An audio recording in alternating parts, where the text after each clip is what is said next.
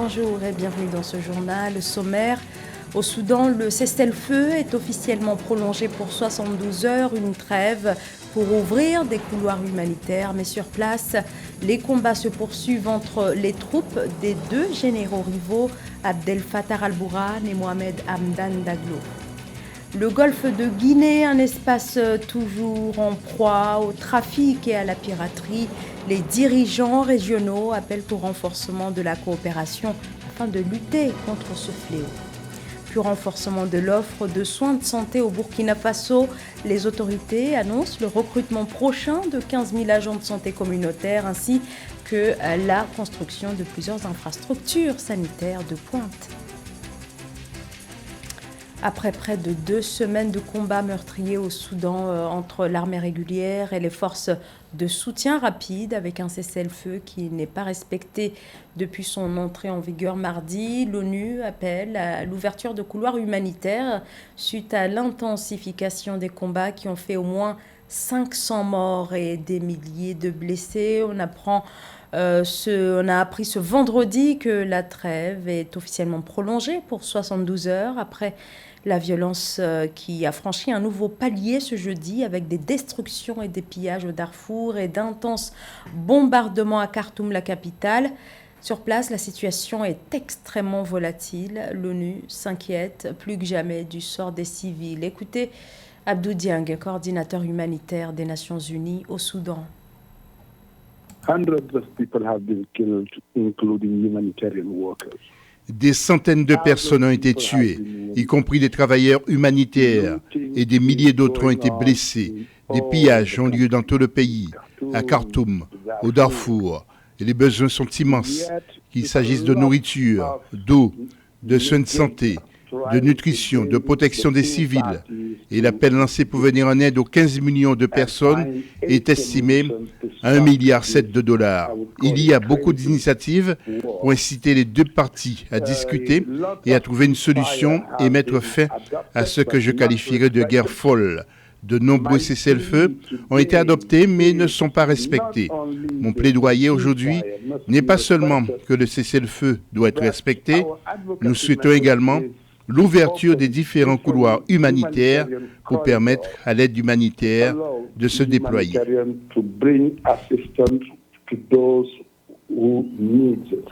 Sachez que selon un bilan provisoire établi ce 28 avril par le syndicat des médecins soudanais, les combats à El Geneina, chef-lieu du Darfour Ouest, ont fait au moins 74 morts et des centaines de blessés, et ceci alors que tous les hôpitaux de la ville sont désormais hors service. Le général Jeff Nyaga jette l'éponge en République démocratique du Congo. Le commandant de la force régionale de la communauté d'Afrique de l'Est a démissionné de son poste ce 27 avril. Il dénonce des intimidations ainsi que des pressions politiques. Les autorités de Kinshasa lui reprochent en effet son inaction face au groupe rebelle du M23. Rappelons que la force est-africaine déployée dans la partie orientale de la République démocratique du Congo est censée combattre les groupes armés. Seulement, les attaques contre les civils s'y poursuivent. Plusieurs dizaines de personnes ont été tuées il y a une semaine dans une zone contrôlée par le M23 dans le territoire de Rutshuru, au nord Kivu. Se réunir davantage pour être plus efficace. C'est ce que préconise Mahamadou Bouhari face à l'insécurité maritime grandissante dans le golfe de Guinée. Le chef de l'État nigérian invite ainsi ses pairs à une plus grande coopération régionale en la matière. Il faut dire que la piraterie rapporte chaque année près de 2 milliards de dollars au réseau criminel. Plus de précisions avec Mildred Diamou. Les dirigeants régionaux s'activent face à la persistance du phénomène de la piraterie maritime dans le golfe de Guinée. S'exprimant pour la dernière fois en tant que président du Nigeria le 25 avril 2023, lors de la 3e session extraordinaire de l'Assemblée des chefs d'État et de gouvernement de la Commission du Golfe de Guinée à Accra au Ghana, Mahamadou Bouhari a souligné que pour parvenir à la paix et à la sécurité durable dans cette région, les pays membres de la Commission du Golfe de Guinée devraient tenir des rencontres régulières. Nous devons rester attachés à nos sommets réguliers et aux sessions extraordinaires. Nous devons utiliser ces plateformes fondamentales profondément ancrées pour continuer à élaborer des modalités clés qui pourraient nous donner l'occasion de discuter, d'identifier, de soutenir des stratégies et de développer des capacités pour parvenir à la paix, à la sécurité et à la prospérité dans la région du Golfe de Guinée. Selon le Bureau maritime international, près de 200 actes de piraterie ont été enregistrés dans le golfe de Guinée en 2020, avec 135 équipages enlevés, soit 95% des enlèvements en mer dans le monde. La piraterie maritime rapporte chaque année près de 2 milliards de dollars au réseau criminel impliqué, d'après les Nations Unies. Malgré un déclin observé depuis avril 2021 jusqu'à la mi-décembre 2022, le phénomène continue de se répandre à travers la région. Les dirigeants appellent à une plus grande coopération régionale, encourageant les pays membres à adopter des lois contre la piraterie. J'implore les États membres de la Commission du Golfe de Guinée de faire preuve d'un plus grand engagement politique au plus haut niveau du gouvernement pour résoudre ces problèmes de sécurité maritime afin d'aider à contenir et à éradiquer les menaces causées par ces actes de criminalité dans la région. Même si le Conseil de sécurité des Nations Unies se réjouit des progrès dans la lutte contre la piraterie dans le golfe de Guinée grâce aux efforts concertés des États membres de la région et de la communauté internationale, l'organe invite la Commission du golfe de Guinée à poursuivre l'effort et optimiser la coopération régionale afin de vaincre toute menace à la sécurité maritime du golfe de Guinée. Au Burkina Faso, le bilan de l'attaque de Karma a été revu à la hausse. Les derniers chiffres font désormais état de 136 morts contre 100 précédemment annoncés. Dans un communiqué publié ce jeudi, le président en exercice de la communauté économique des États de l'Afrique de l'Ouest, Umaro Sissoko Embalo, a condamné avec une grande fermeté ce qu'il qualifie, je cite, de génocide. L'ONU, de son côté, réclame une enquête approfondie, indépendante et impartiale. Le gouvernement burkinabé, lui, par la voix de son porte-parole, dénonce aussi un acte ignoble et barbare et assure qu'une information judiciaire a été ouverte et suivie de très près. Nous voulons faire du profit, scandent depuis quelques jours les producteurs ghanéens de soja. Ces derniers réclament la levée de l'interdiction d'exportation de la denrée décidée début avril. La mesure visait à améliorer la disponibilité de la matière première sur le marché local, mais au final, elle se solde par des pertes considérables pour les producteurs. Explication de Séverin Douqueux. Les producteurs de soja de la région du nord du Ghana ont appelé le gouvernement à lever l'interdiction d'exporter du soja. L'interdiction d'exportation a pour conséquence de paralyser l'industrie de production de la légumineuse, mais aussi de générer d'énormes pertes avec les récoltes qui s'avarient selon ces agriculteurs. Face à la presse le 26 avril 2023, l'Organisation des producteurs de soja a décrié cette politique gouvernementale et appelé à libéraliser le commerce du soja. Nous demandons au gouvernement d'autoriser, avec effet immédiat, les agriculteurs et les agrégateurs ghanéens à commercialiser le soja sans restriction. L'agriculture ne se pratique plus seulement pour les cultures, mais pour le business. Nous sommes donc dans les affaires pour faire des profits, pas pour perdre. Le ministère du Commerce et de l'Industrie du Ghana a annoncé le 8 avril 2022 des restrictions sur l'exportation de maïs et de soja vers 8 pays dont les États-Unis, le Niger, la RDC, l'Italie, le Canada, le Royaume-Uni, le Qatar et la Sierra Leone afin d'assurer une production suffisante d'aliments pour l'industrie avicole locale. Le tourteau de soja, essentiel à l'industrie avicole, représente 34% des coûts de production. Les producteurs disent abandonner la production si l'interdiction d'exporter n'était pas levée. L'économie s'accroît à travers les exportations massives et de moindres importations. Mais cette politique gouvernementale pour moins d'exportations et plus d'importations ne mènera le Ghana nulle part. Si le gouvernement ignore notre appel d'ici le 15 mai 2023, nous allons simplement arrêter la production de soja pour la saison 2022-2023. Il ne s'agit pas d'une menace, mais d'une information à l'intention du public. La demande en soja va grandissant dans la région ouest-africaine. Le Ghana a d'ailleurs profité de sa capacité de production pour stimuler son économie à travers un plan quinquennal dans la production de la légumineuse. Le dit plan, estimé à environ 108 milliards de dollars, va permettre de tripler à 50 000 tonnes l'offre locale de semences certifiées de soja contre un niveau actuel de 17 500 tonnes.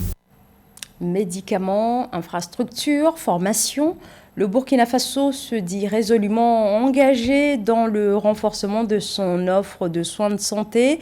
Le ministre de tutelle annonce la construction de nouveaux centres, la mise en place d'un dispositif de suivi des chantiers ainsi que le recrutement de 15 000 agents de santé communautaire. Paul-Marcel Mayagui.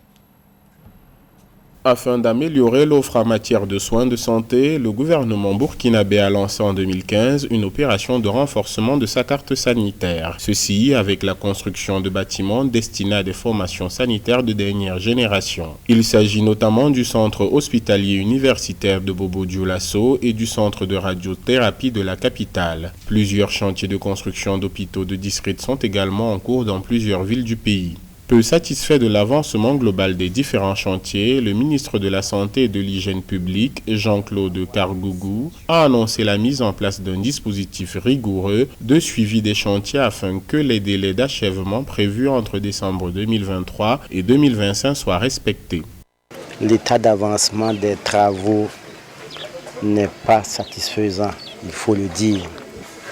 Mais nous avons insisté pour dire qu'il faut que le partenaire puisse faire comme l'État burkinabé, qui a respecté ses engagements jusque-là. Et donc il était extrêmement important qu'un nouveau planning des travaux nous soit transmis dès la semaine prochaine. Pour renforcer l'offre de soins de santé et garantir l'équité des soins sur l'ensemble du territoire burkinabé, le gouvernement annonce le recrutement de 15 000 agents de santé à base communautaire. Nous nous sommes rendus compte que dans les zones urbaines et périurbaines des grandes villes que sont Ouagadougou et Bobo-Dioulasso, nous avons encore des gaps en matière d'accès aux services de santé, d'hygiène et de nutrition de qualité. Nous nous sommes rendus compte aussi que dans les zones à fort défi sécuritaire, avec la concentration des personnes déplacées internes, l'accès aux services essentiels de santé, d'hygiène et de nutrition se pose avec beaucoup d'acuité. C'est pour cela que le ministère de la Santé, dans sa réflexion, avec l'ensemble des parties prenantes, a estimé qu'il était extrêmement important de procéder à un recrutement massif de 15 000 agents de santé à base communautaire dans ces zones.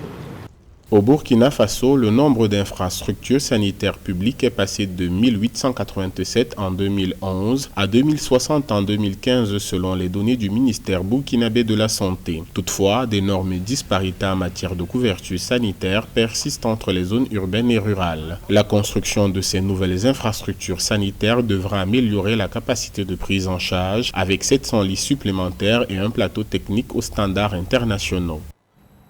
Un musicien camerounais que l'on ne présente plus, Etienne Mbappé, un bassiste de renommée mondiale, un jazzman, un virtuose de la basse depuis plus de 30 ans, lui qui, durant toutes ces années, a joué avec les plus grands, avec des concerts dans le monde entier. Le dernier en date s'est tenu cette semaine dans son pays natal, le Cameroun. Le portrait d'Etienne Mbappé est signé Séverin Douquieux. C'est l'un des artistes musiciens africains les plus demandés de l'industrie musicale mondiale en général et du jazz en particulier.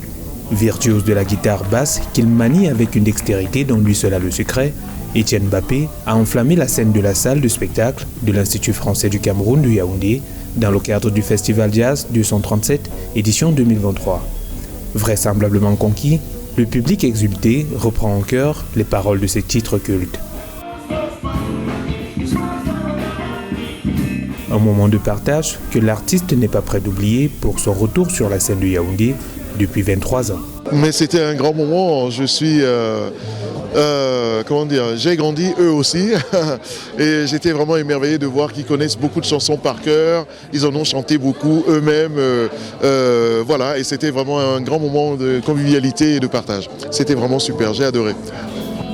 2 heures durant, Étienne Mbappé, auteur-compositeur, interprète et expert de la basse, en compagnie de quelques musiciens, partage son groove sur quelques-uns de ses titres, Cameroun Moulema, Elimba Adikalo, Oseya Siseya, mais aussi Moussangonawa, un titre mélancolique qui plonge la salle dans l'émoi.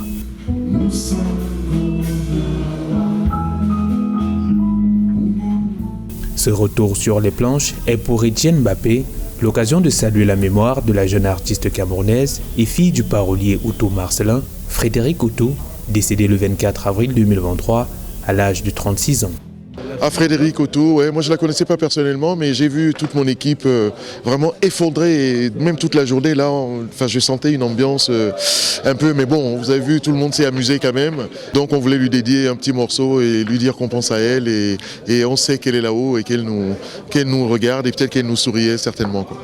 Son succès, le quinquagénaire, présenté comme l'enfant prodige de la basse camerounaise, le doit, en plus de son ardeur au travail, à une histoire de tradition de bassiste à la camerounaise, dont les pères et pionniers selon lui sont Jean Dikoto Mandengue ou encore Vicky Edimo, tous des figures emblématiques de la guitare basse au niveau mondial.